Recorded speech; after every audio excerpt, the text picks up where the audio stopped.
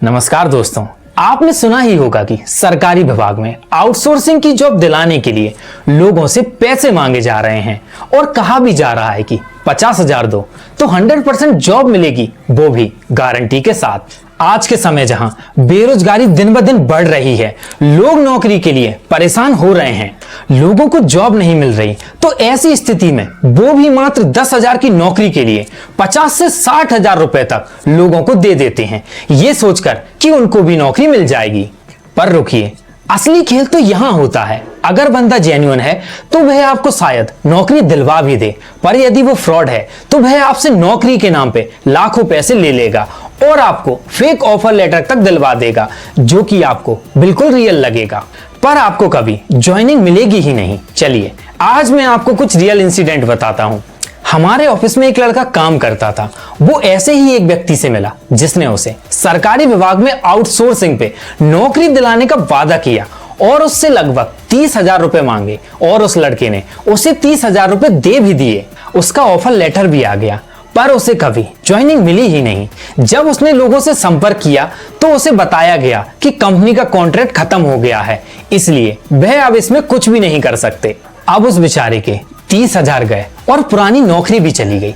ऐसा ही एक और इंसिडेंट मैं आपको बताता हूं। एक कंसल्टेंसी ने गवर्नमेंट हॉस्पिटल में आउटसोर्सिंग की जॉब के लिए मेरे एक फ्रेंड से 75,000 रुपए की डिमांड की, पर जब उसने कहा कि ये बहुत ज्यादा है तो उससे कहा गया अगर आपको जॉब चाहिए तो आपको इतना पैसा देना ही पड़ेगा।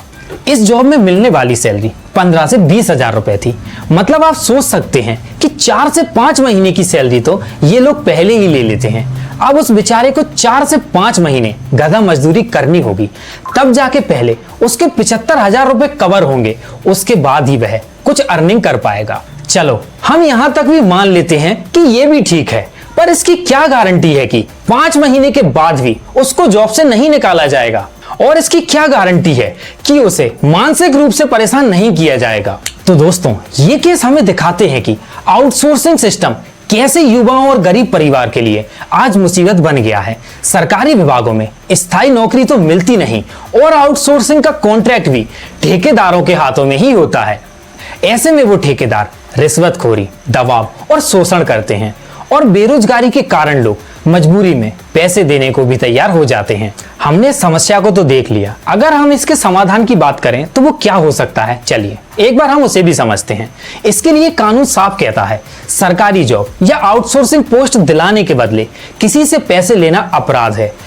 लेकिन प्रैक्टिकल लेवल पर जरूरी है कि कैंडिडेट सीधे विभाग से जानकारी ले कि कौन सी एजेंसी को कॉन्ट्रैक्ट मिला है। अगर कोई आपसे पैसे मांगता है तो विजिलेंस या एंटी करप्शन सेल में शिकायत दर्ज कराएं। सभी डॉक्यूमेंट्स, मैसेज और पेमेंट को सुरक्षित रखें ताकि जांच में मदद मिल सके। आउटसोर्सिंग सिस्टम का असली मकसद था विभागों में तेजी से काम पूरा हो और युवाओं को रोजगार मिले, लेकिन हकीकत यह है कि कई जगह पर ठेकेदारों के लिए ये कैश कमाने का एक धंधा बन चुका है। जब तक सख्ती से निगरानी नहीं होगी और लोग खुलकर शिकायत नहीं करेंगे, तब तक ये चैन नहीं टूटेगी। तो दोस्तों, अगली बार जब भी किसी सरकारी आउटसोर्सिंग नौकरी की बात हो तो सतर्क रहिए और अपने अधिकार जानिए।